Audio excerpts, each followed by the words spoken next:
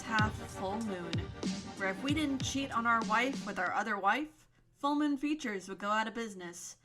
I am once again your lovely token female host, Casey, bringing you another wonderful episode of horrible full moon feature movies with my amazing co-host, Gabe.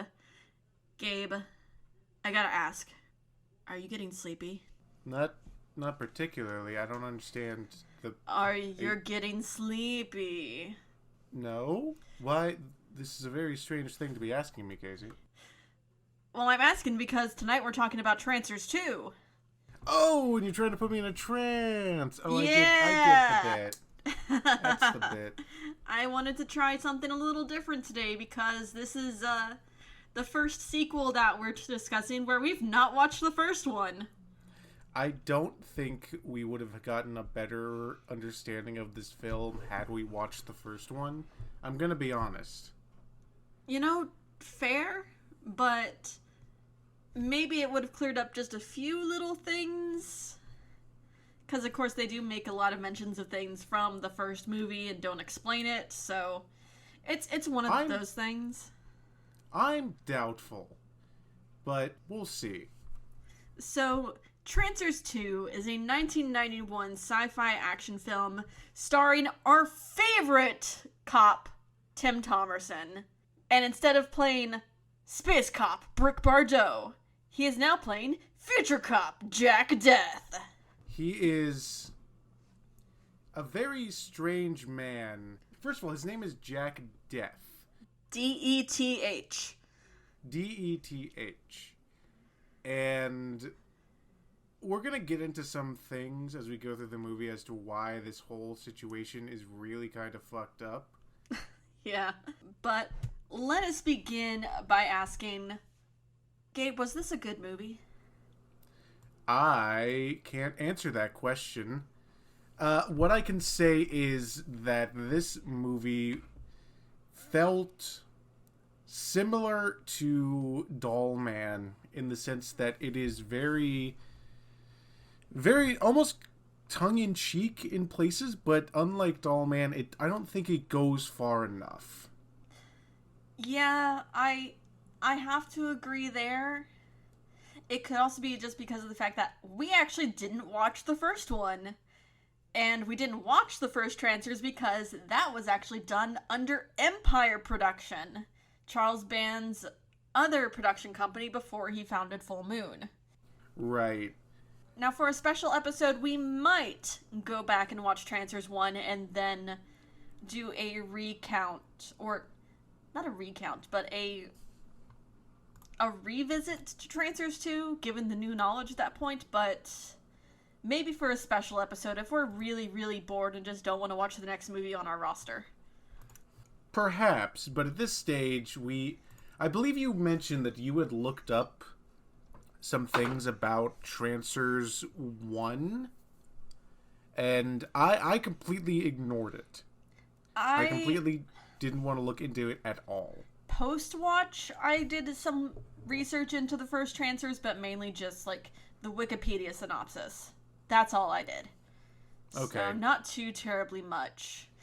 You didn't go into the specific Trancers wiki. Okay. No. Is there a wiki? I'm doubtful, but I'd like to know. I don't know. I think there is a wiki for most everything. So there probably is one for Trancers, given that there are so many Trancers films. There's a lot of Trancers films. But anyway, starting off, I think the best way to open up is looking at the cast list. Helen Hunt. Helen Hunt has won Emmys.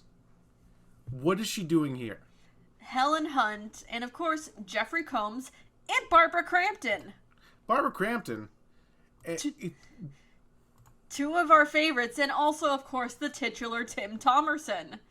Tim Thomerson. We also got Richard Lynch, who was Discount David Bowie from Puppet Master 3. Oh, Krause. Yeah, we've got him, and we also got Art LaFleur. Art LaFleur, who is a very prominent that guy from That Thing. Yes.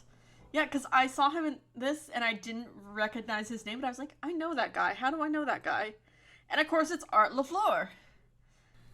Yeah, he's been in a lot of things, and it's a shame that we don't get to see more of him for reasons explained within the movie. So I suppose we should start off describing the movie. With our opening credits over what looks like a blurry zoom in of an eyeball with sci-fi music playing, but it turns out it wasn't an eye, it was just a headlight of a car. Driven by Jack Death, future cop. We get more cop monologue from Tim Thomerson, which is truly his skill. And he basically gives us a recap of the first movie, right? Kind of. This film takes place 6 years after the first one. He's been sent back in time to defeat Trancers, which I guess are a thing, a major threat to the future. So they send people back in time to basically nip them in the bud. And he decided to stay in the past. But apparently he also said that California is going to be underwater in 2063 due to earthquakes. I mean, that seems about right, if I'm being honest. Oh yeah. Remember, Californians, you got about 20 years. Nope, you got about 40 years. Tim Thomerson said so. You got 40 good years, and then the quakes are coming, and it's all downhill from there. So we got another sci-fi cop. And we go into the future to get our exposition for this movie, where we meet Art LaFleur as some guy. Sergeant McNulty. And we learn the mechanics that we're going to be going through the movie with as far as how time travel works. And we're doing Assassin's Creed.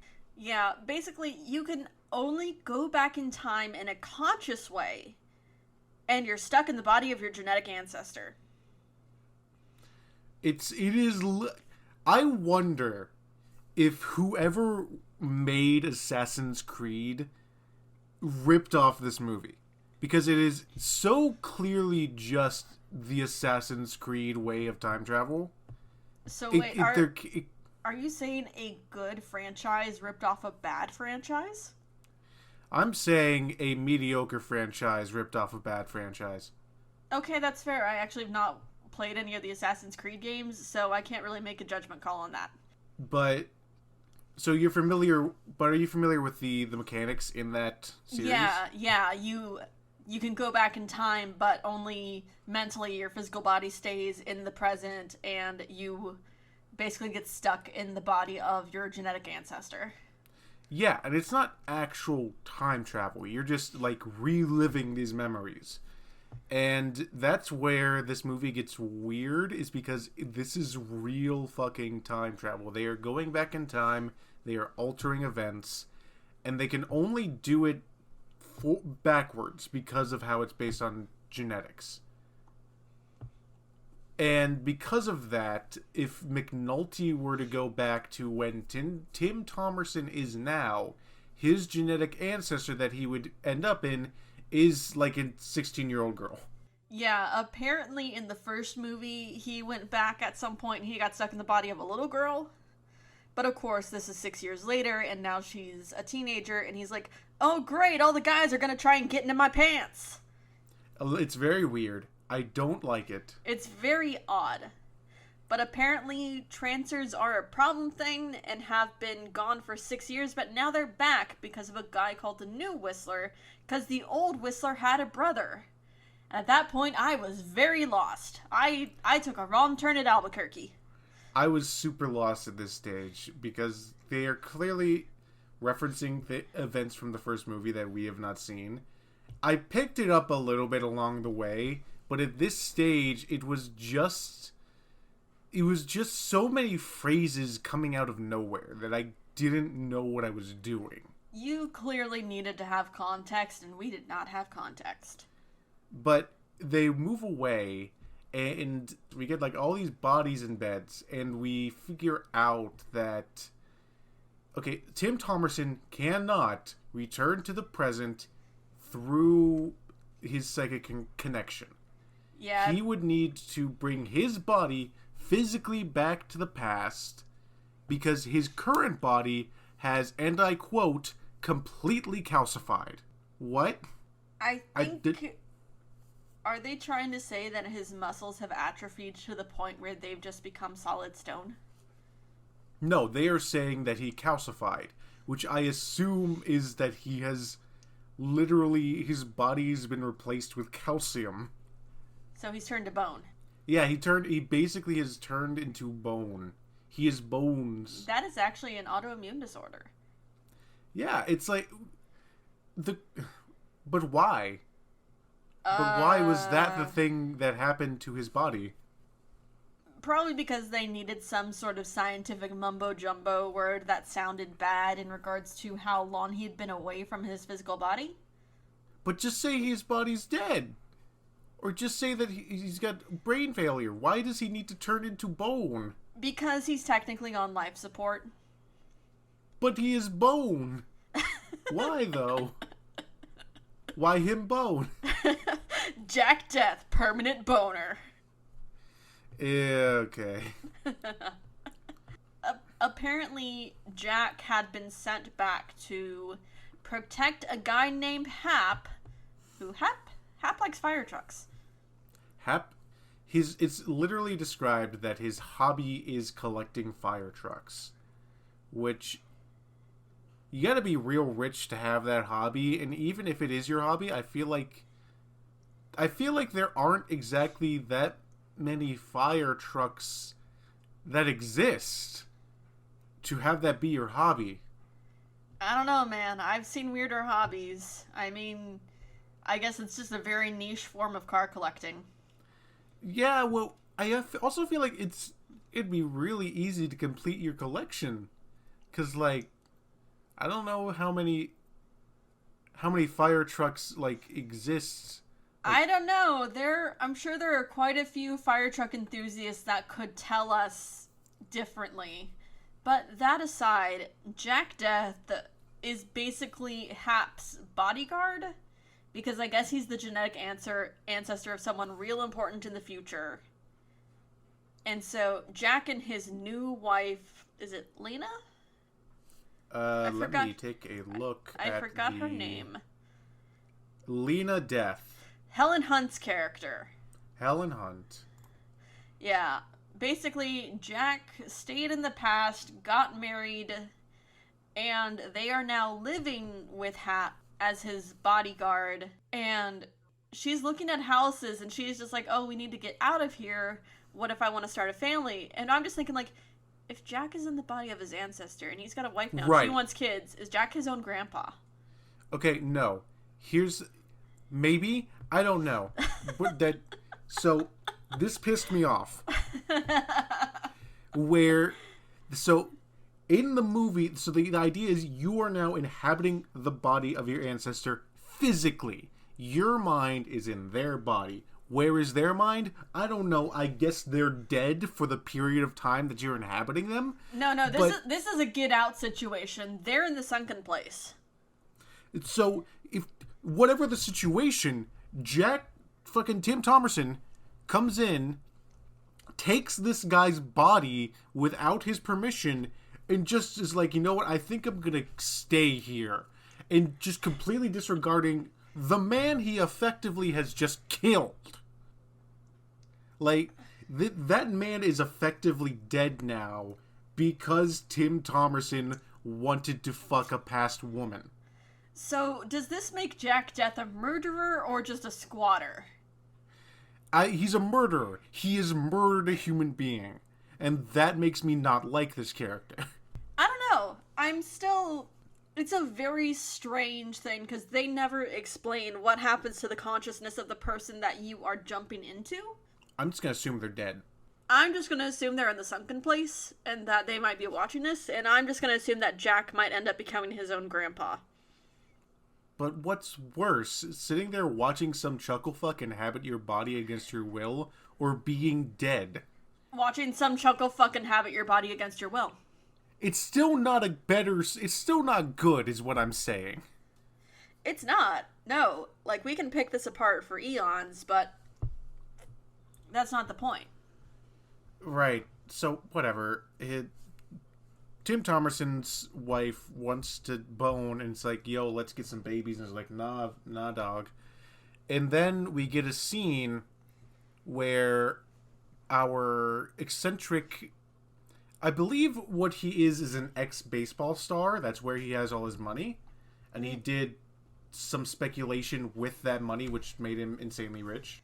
No, I think he was a former baseball pitcher, but I think he did some really smart investing. Of course, probably due to Tim Thomerson's influence, given he's from the future and he knows what's going to soar. So that's probably where he got his wealth from. But anyway, Right. Hap's got a palatial mansion, and of course he's got his gardening folk coming in, and it turns out one of the gardeners is a Trancer. Which I don't know what a Trancer is. They never explain what a Trancer is in this film, because obviously it would have been explained in Trancers 1. I just went along and called them brain mutants. Because whenever a Trancer is like being violent, I suppose, they start having these veins bulge from their heads. Basically dark circles around their eyes, weird dark bulgy veins in their brains, and crazy strength. Yeah, I would assume it's some form of mind control. I don't know. It ultimately what it means is all these guys that have been mind controlled by Discount David Bowie are out to kill baseball guy. And Tim Thomerson, for some reason, so he hears digging in the garden and he gets real suspicious. And I would say if he is a bodyguard to this guy and didn't realize that there would be a group of gardeners coming to tend to the garden, he's a real bad bodyguard. No, apparently also Jack has this weird sixth sense when it comes to Trancers. He is literally a Trancer tracker. It's not the best. It's not. It's not. And Trancers, you know what else isn't the best? The Trancers aim because because they're trying to kill baseball guy, and Tim Thomerson comes peeling out in a golf cart to try and like get in the way of the shots, and they all just completely miss him. And these Trancers have shotguns. Like, it's not as though these are precision weaponry. He's just as reflective to bullets. Trancers apparently attend the same firing school as stormtroopers. Apparently. But also apparently Trancers zap out of existence when killed and just leave burn marks in the grass. Right. Despite the fact that they were formerly human. Why? I don't know, 'cause sci-fi bullshit.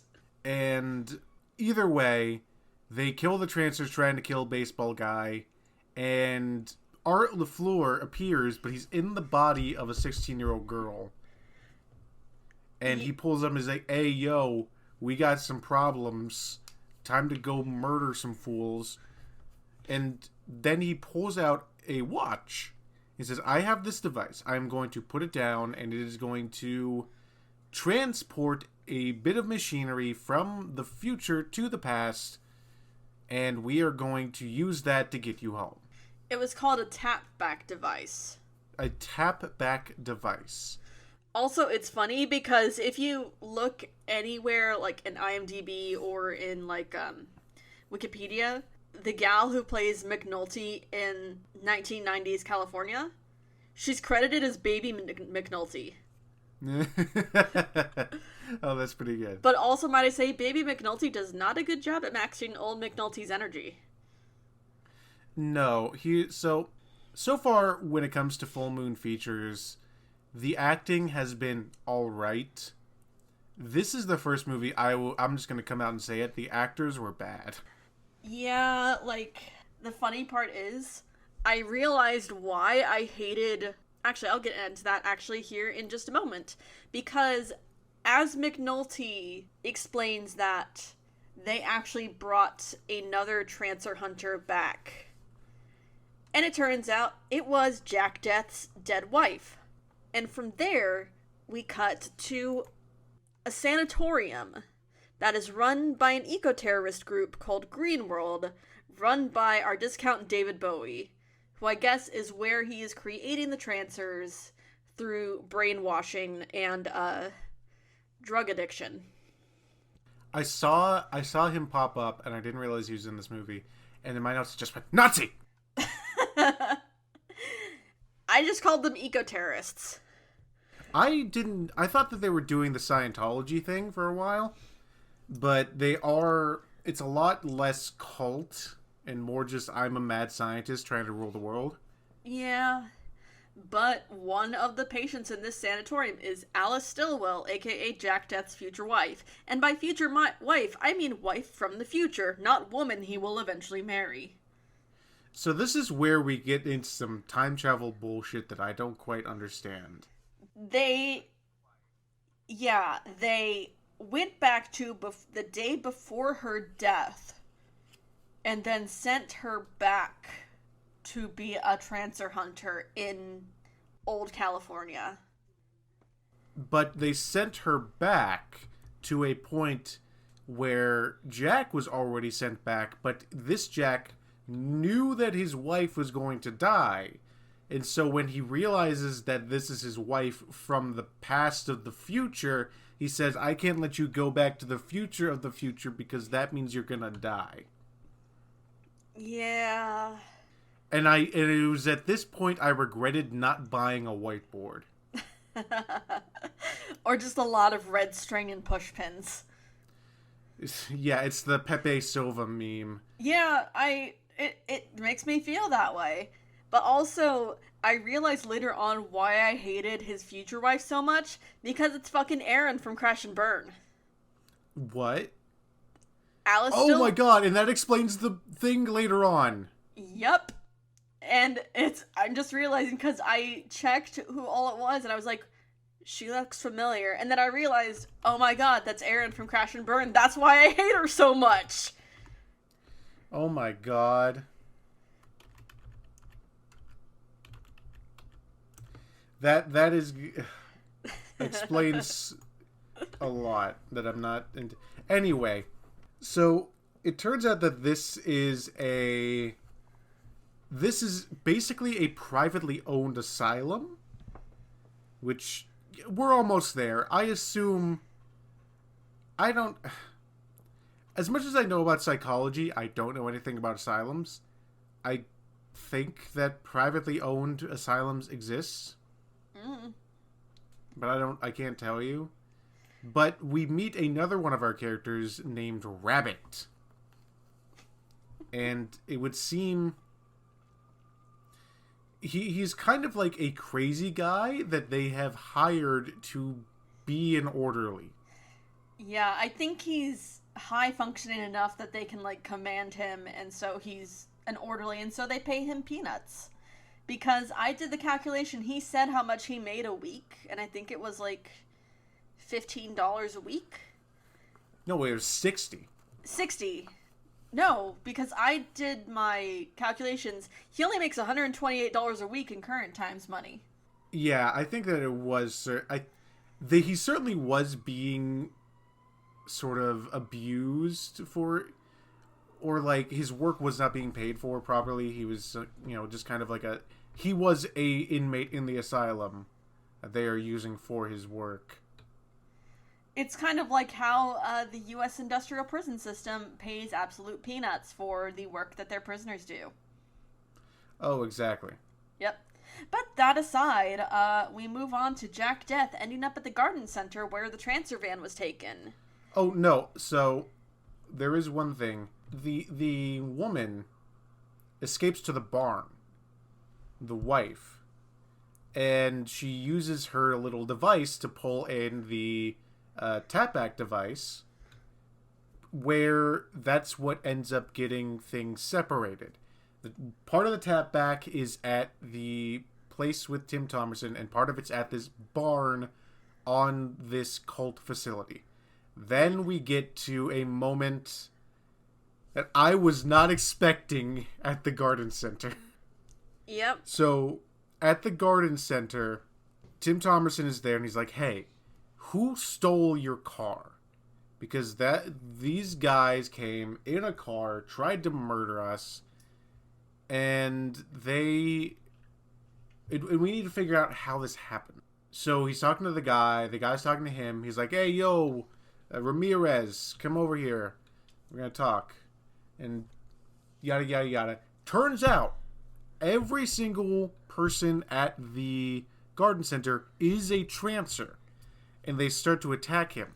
They get in a forklift, they drive, they pin him to a pile of wood and are about to execute him when Tim Thomerson stops time. So what it does is it's some sort of watch. It's called a long second watch. And it basically turns 1 second into 10 seconds. He has time stop. His power is time stop. It's the most useful power in fiction, and he uses it once in the movie. Yep.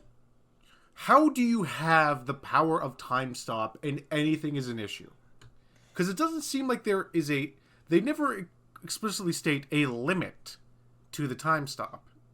Like, I would assume that you can't just keep spamming it, but it's not like you can only use it once a week or whatever. Yeah, we only get 2 instances of the long second in this film. And apparently the long second also just makes people drop their shit for no reason. Oh, and also, it doesn't stop them. It just makes them start moving really slowly because the director didn't know how to do alternate shots in the same scene, so they're just, like, moving really slowly and pretending to stop, which is really funny. Yep. Of course, Jack Death, being Jack Death, future cop, kills them all, and now the Vapor. Right in front of 2 very confused old ladies who were just shopping for plants. And he does a one-liner here where the old ladies are like, what happened? What did you do to them? And he goes, don't worry, ladies, they're biodegradable. Which doesn't change the fact that he just killed 2 people in front of 2 other people. There would be consequences to these actions. To be fair, humans are in fact biodegradable. I guess? Fine. You know what? Sure. You can have that bit. You're allowed to have that joke. Also, I don't remember what the context was, but I wrote in my notes, Jack Death, anti-smoking activist. The baby McNulty was smoking a cigar. Baby McNulty was smoking a cigar and he pulled it out of her mouth because he was like, act like a lady. That's what it was. And so we get another scene where we go back to the barn where his wife, Alice, is. And the teleporter pod appears and it looks like shit. It looks like it's the worst prop I've seen in a while. And we just watched fucking Subspecies. And it's missing a door. It's missing a door, which is never resolved. I feel like that item, it shouldn't work without a door, right? Might I also mention that I feel like Jeffrey Combs was just straight up wasted in this movie. I forgot Jeffrey Combs was in it, I'll be honest. It's because he was wasted in this movie. I saw him in the credits, I was like, ooh, Jeffrey Combs. And then there was a guy who vaguely looked like Jeffrey Combs, and I forgot it happened. Yeah, because, like, he's one of the main villains, just sidekicks. Dr. Pyle, I believe, is what his name, along with Miss Trotter. And he's just got slicked back hair, and, of course, your standard evil goatee. But he really is a Dr. Evil, isn't he? A little bit, yeah, but he's just wasted. Because all he does is just stand around and reaffirm whatever the villain says. And it makes me so angry. I would assume Jeffrey Combs needed to eat that week. So he was like, hey, Charles Band, you doing anything? Yeah? Okay, cool. I guess I'll mooch off of catering for a weekend, and then I'll get back to my apartment. I don't think Jeffrey Combs needs to do that. Well, maybe he wanted another car. I don't know. The point being, no one casted him in this role, I don't think. I feel like Jeffrey Combs was like, hey, Charles Band, do you want me in a thing? You could put my name on the credits. And Charles Band's like, fuck yeah, I love just fucking posting names on credits. Yeah. But of course, he's there at this sanatorium run by Greenworld, and they even state that they gather up mentally ill individuals and prisoners and homeless individuals and brainwash them. And that's pretty damn exploitative. But they're brainwashing them to be better, Casey. Don't you understand? Is that a thing? No. They're bad people. They lie all the time. I know. You would think that the guy leading this group was a Nazi or something.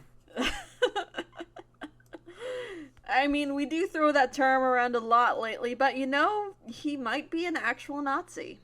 He kind of looks like a Nazi I knew once. But that being said, of course, the bad people at the sanatorium take Alice, and they're like, oh, we're gonna take you for the special treatment. And they stick her on a bodyboard and start wheeling her out, and of course, Jack Death appears, being tough on his car's brakes. And he just straight up shoots down some of the people working there and sticks her in the car, bodyboard and all. Did he murder humans here? I believe like so. I feel like those characters weren't, like, very mind-controlled, and they seemed very, like, in control of their faculties, so I think he just straight up murdered a few people here. They didn't vaporize away, so no, they were just random people. So, one scene we did skip... And also, there's just a random shot of Rabbit's face laughing like an idiot. I feel like he does that a lot. Yeah.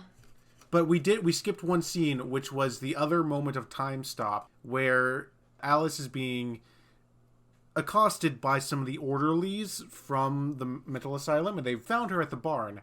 And she tries to make sure that they don't find the teleporter pod, obviously. So she time stops, runs past them, gets their attention when time resumes, and is captured. But this is also, like, where we realize time stop apparently just makes people drop whatever they're holding. Yeah, it's a very weird rule set for this, because also in this scene, they don't do separate takes of, like, Alice moving full speed and the other people in, like, slowed time. The camera is just slowed the entire time, so it looks very odd. We never said this was a good movie. Yeah, you're right. But back to where we were, Tim Thomerson gets his wife. They make it back to the rich man's mansion, and then he is being confronted by his two wives. No, basically, Alice insinuates that Jack Death is bad at sex, and then Jack starts smooching on Alice, and Helen Hunt walks in on him. And then Jack becomes a victim blamer. So, before we get to that, because I have very strong opinions about that, one thing that made me very uncomfortable throughout this movie is that the ages of these actors are drastically... There's a drastic gap between them. Yes. I looked it up. I did the math. At this point, Tim Thomerson is 45. Alice is 22, which is just makes me all kinds of uncomfortable. It just makes me think of the romance subplot they did in Halloween 3 Season of the Witch. If you're being reminded of Season of the Witch, it's probably not good. Oh no, it's not. It's not and good. It makes it an extra level of weird, considering that they are inhabiting the bodies of two other people that are not consenting to this. This movie is problematic. There are layers to this film, and I'm not prepared to unpack them. This is one of the stinkiest onions, people. I just typed in ew ew ew ew ew ew ew whenever they started kissing. Jack Death cheats on his wife with his other wife. Also apparently bad at sex. Right. And also victim blamer, like you said. Yeah, because Helen's like, why are you kissing on that other person? I'm your wife. And Jack's just like, you gotta understand, this is my other wife. Why are you being so upset about this? You gotta understand the situation. So yeah, victim blamer. It's a really fucked up situation if you think about it. Where, okay, you've built this other life with this other woman and you're in love, when all of a sudden another woman who you thought was dead, who you held dead in your arms, who you mourned over, suddenly back and is now down to fuck, right? Is like still super into you. It is kind of fucked up in a weird moral, like, idea and a weird, like, what I'm saying is this idea could be explored in a better movie and be kind of a compelling thing, but this movie sucks. So what they do is she's a harlot who is stealing the heart of Tim Thomerson. Oh yeah, no, like, I even straight up wrote in my notes, I bet Alice was a homewrecker before she met Jack. Oh, absolutely. Because she straight up acts like a homewrecker. Also, during the scene where Tim Thomerson and Lena are arguing, did you notice the boom mic? I did not notice the boom mic. There was straight up a boom mic, or there was the shadow of a boom mic against the wall, and it was the Leonardo DiCaprio meme of me just pointing boom mic. There it is. But amidst all this, we get Hap's deli delivery guy showing up, and it turns out he's a Trancer because he brings in a ham bomb. Ham bomb. Ham bomb. It is so stupid, and this is what I'm saying. If there was more just ridiculous bullshit like this in the movie, that was just like, why the fuck did you put a bomb in the ham? Shut up, don't think about it. I would love this movie, but there isn't. No, because they were even straight up like, why is this ham stuffed like a turkey? Oh shit, it's a bomb! It's honestly very funny. It's a complete non sequitur. This scene doesn't add to anything. But it is objectively a funny scene where they pick up the ham and they throw it. And there's a line. I remember it is, "Damn it, McNulty, next time someone hands you an exploding ham, I'm gonna pass the mustard," is what Tim Thomerson says. Which is stupid. It's so stupid, but I love it. It's so great.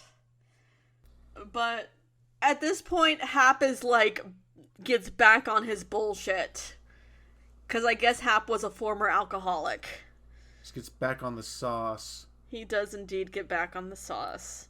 And before then, Tim Thomerson, he kills the deli guy and immediately starts making out with his dead wife.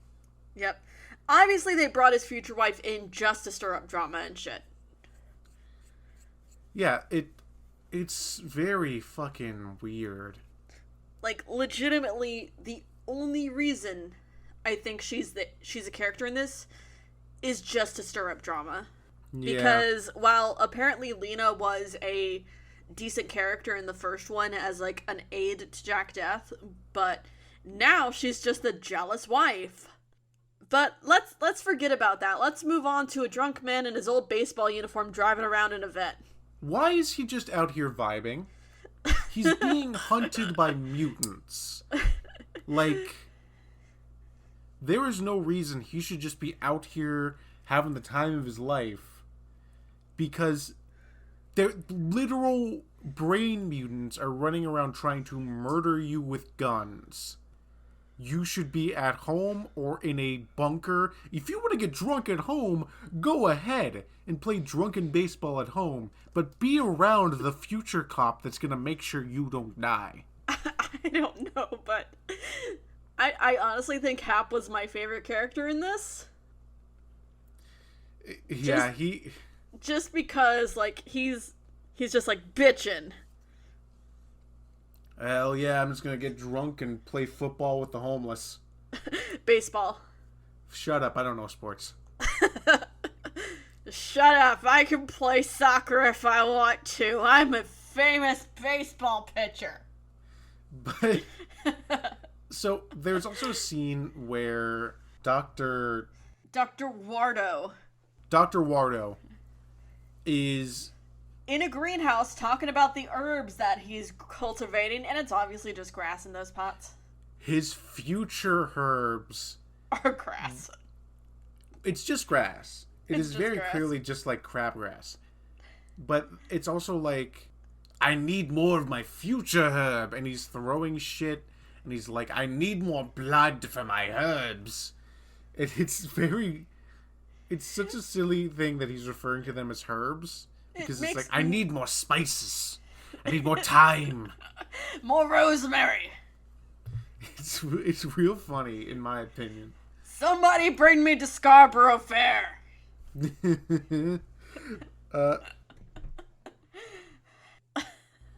But now we get Tim Thomerson and Lena out there looking for the drunken baseball player. Because drunken baseball player also stole Tim Thomerson's car. Yep. But they also find the Green World people giving hot dogs to the homeless. And they're... Anytime someone's like, hey, you got any mustard? They just toss people into the van.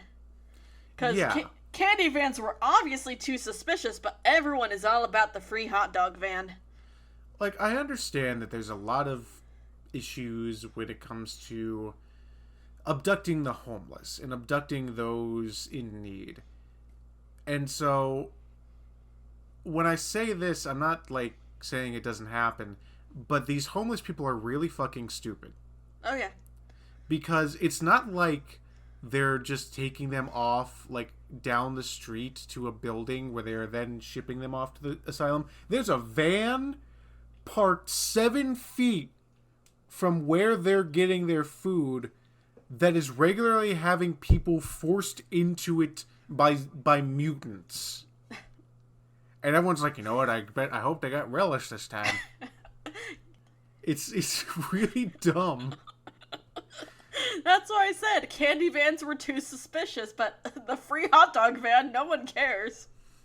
But we get a scene where Tim Thomerson has the amazing revelation that these guys must be getting orders from someone.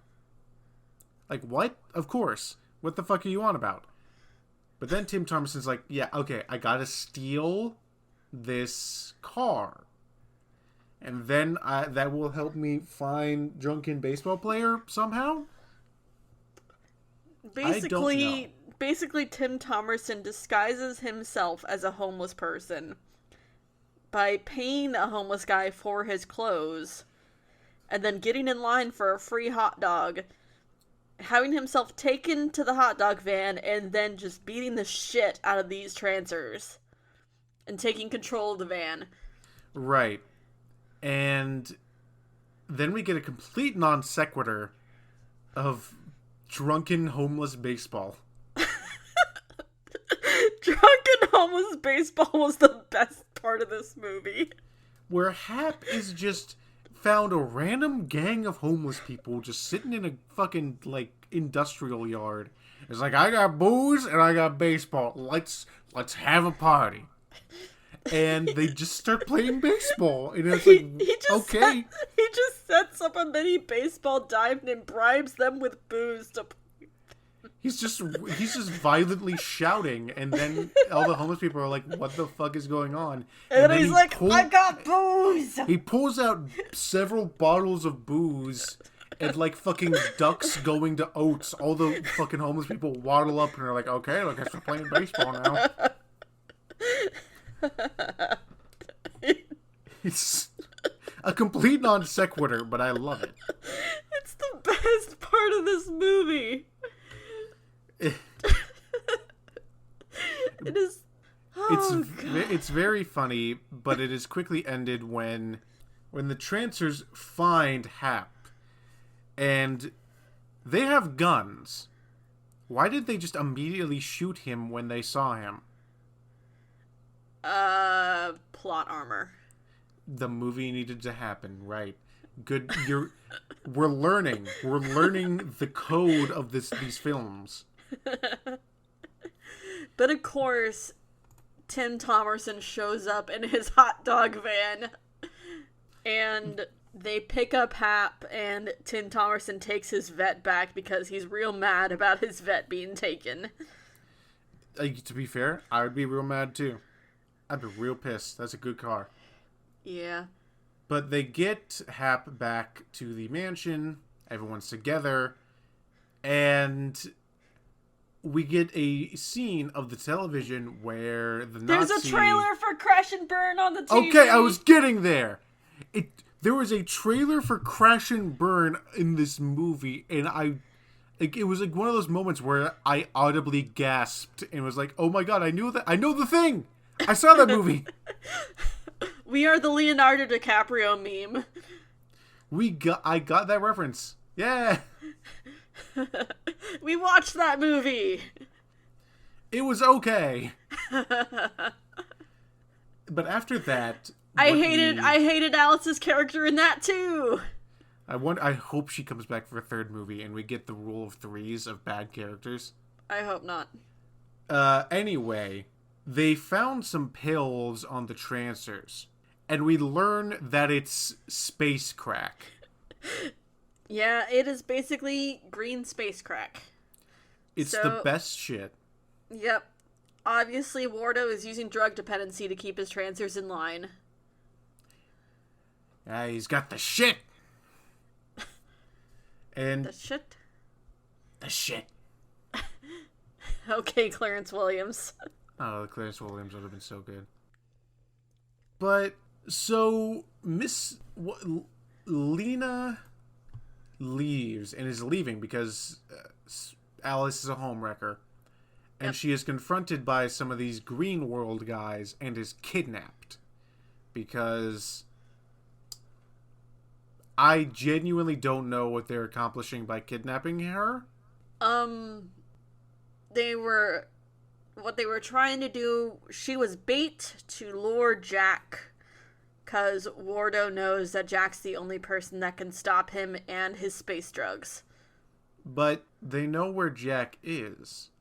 They've sent people to kill Hap, and it's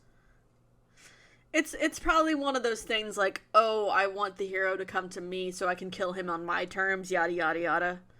That, villains like to do. Fine. I guess.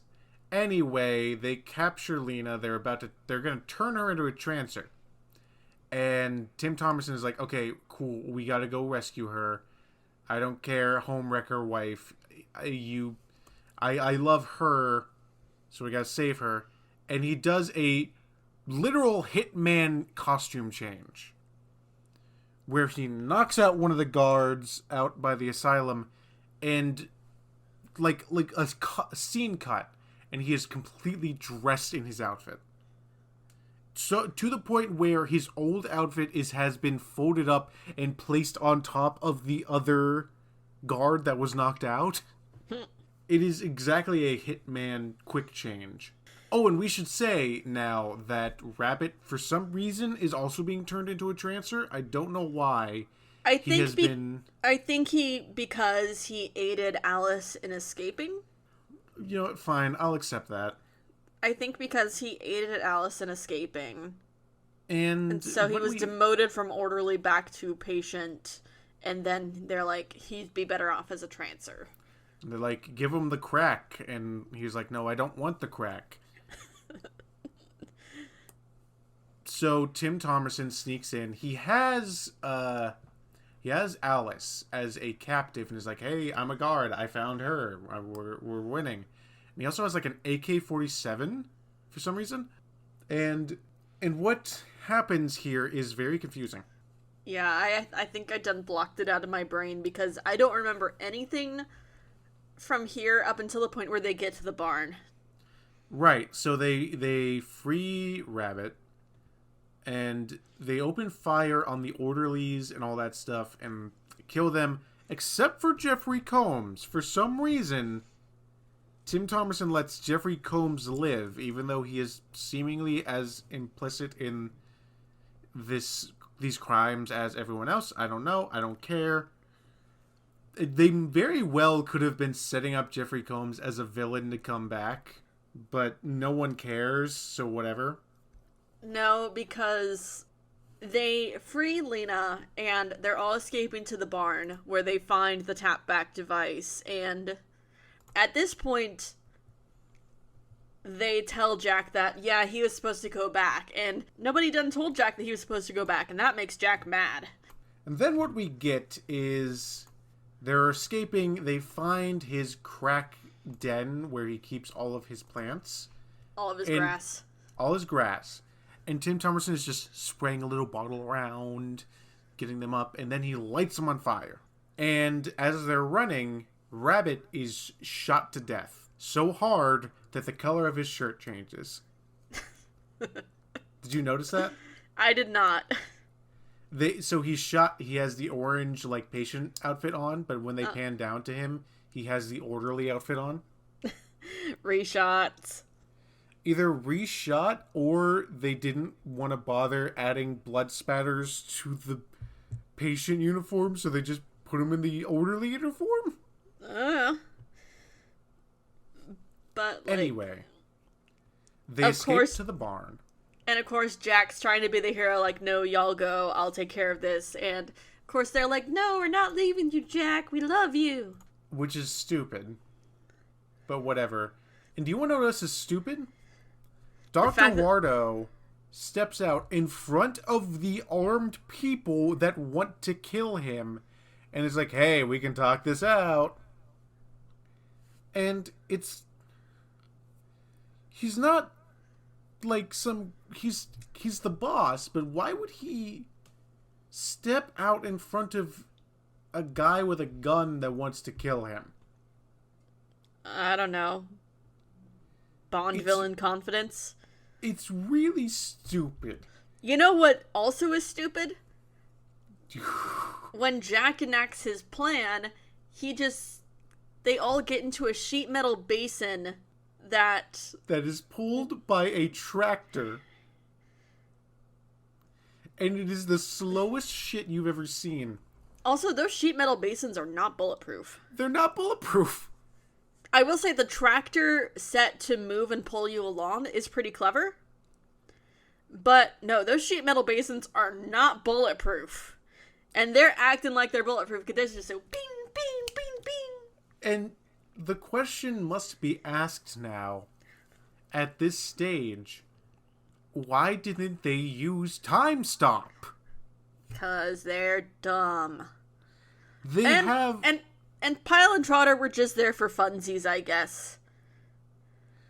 I guess. Because Pyle, I believe, is shot to death. And Trotter got away amidst all the fire. So I'm guessing she's going to come back as a villain at some point. Perhaps. I mean, why else would they show her getting away? We also get a scene when the fucking basin comes out. All of the Trancers turn and run, which I don't understand why. Aren't they basically zombies at this point that do whatever you tell them to? Why would they feel fear? Primal instinct. That's bullshit and you know it. I know. I'm just coming up with a reason. We want to know what else is fucking primal? The way Dr. Wardo goes out. Oh, no. First off, Hap comes along with McNulty in his fire truck. We get payoff for the fire truck, which, you know what? Good job, movie. You paid up a single thing that you set up. Literally in the beginning of the movie, you paid it off. But the way Dr. Bardo dies, Jack Death, Javelin Olympian. He takes a pitchfork and throws it with such force, over the several yards. He throws this, and it pierces him straight through the chest. It's awesome. And also, I don't understand why. Didn't he have a gun? At this point, I don't even care anymore. At this point, I'm just like, okay, how many more minutes we got? Wrap this up, please. Yeah, fine. We move on. Everyone's like, oh no, fucking Brick Bardo. No. Oh, not Brick Bardo. It's not Brick Bardo. He's Jack Death. Jack Death, Brick Bardo's alter ego. I've got dissociative identity disorder. Jack Death is... So Lena is like, hey, Jack, you can't leave me. You can't... Don't go back to your home dimension where all your friends are and you've lived a significant portion of your life. I love you. And he's like, cool, let's do that. Jack Death stays in the past to protect the future. And instead, they send his dead wife back to the present, but still inhabiting the body that she stole. Again, effectively killing the person that she's inhabited. But since she is in a new body in the future, she does not die in the past of the future and is able to live in the future of the future. And at this stage, I thought, didn't they say earlier in the movie that you can't rewrite the future?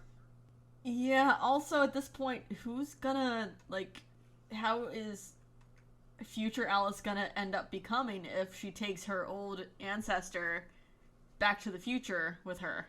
There's just a lot of problems in this movie regarding their time travel science. You see, in Dragon Ball, they did multiverse theory. They can't do this here because they explicitly state, I'm taking your body from you. But anyway, everyone's happy. Wife is alive again. They get a new house, Jack and Lena. And apparently Jack is now making his money as a fortune teller, which, you know what, frankly, I would do the same. And we get a happy ending on a house, smiling family, and we end the movie without a single pair of uncovered tits. I forgot about that. Like, I wasn't even checking for the tit counter. Maybe it's in Tim Thomerson's contract. It's Tim Thomerson. No tits. Tim Thomerson is a respectful man who makes out with 22-year-olds. But does not expose their chest. There will be no exposing of the chests here. No tits. So, Casey. Yeah. What? Do you think we would have had a better time with this movie had we watched Trancers 1? No. No? No. Okay. Fair enough. No. Do you think we would have had a worse time? Like... No, I think it would have been the same. We just would have had different questions. Okay, good. Different questions. Yes. Some of the same questions, but also different questions. It's getting kind of fun now that we are actively recognizing some of the repeat actors in these films.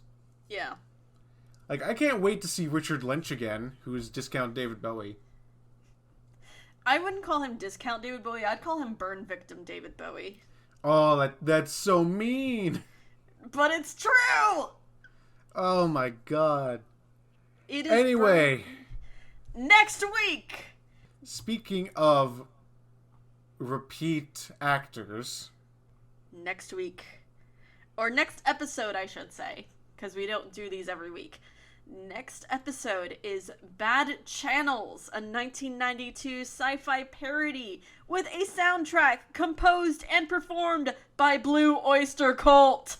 Apparently this is going to be our first ever full moon crossover feature, which I'm very excited about. What does it cross over with? Because I know, like... The movie we love, Doll Man. Oh yeah, I forgot that Brick Bardo shows up just for a tiny, tiny bit. That's what I was that's what I was implying with the repeat actor thing. I wouldn't call this a crossover though. It's the first inclination of a greater full mooniverse. Full mooniverse. Oh, gosh. That's for another episode. And until then, I hope all of you have an absolutely horrible evening. And don't forget, Jack Death has murdered a man by inhabiting his body. And also stay away from homewreckers from the future. Bye! Bye.